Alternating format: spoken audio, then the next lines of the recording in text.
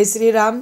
आताच रामनवमीचा उत्सव बेलापूर गावामध्ये खूप मोठ्या प्रमाणामध्ये सालाबादप्रमाणे सुरू होत आहे।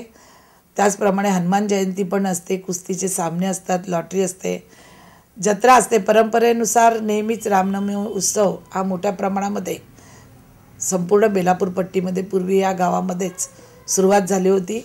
नंतर अनेक या गावांचं विस्तारीकरण झालं, शहर झालं आणि जिकडे तिकडे रामनवमीचे उत्सव सुरू झाले। पण मुळातच बेलापूर पट्टीतलं एकमेव राम मंदिर पूर्वी हे प्रसिद्ध होतं।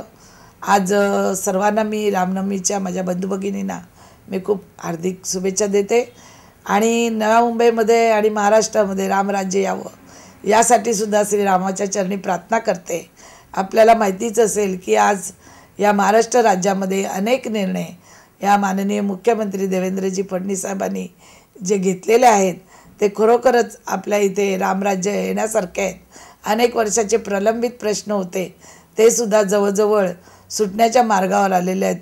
आता सरकारला 2.5 वर्षच झालेले आहेत, अजून 2.5 वर्ष बाकी आहेत आणि नक्कीच रामराज्य आल्याशिवाय राहणार नाही। धन्यवाद।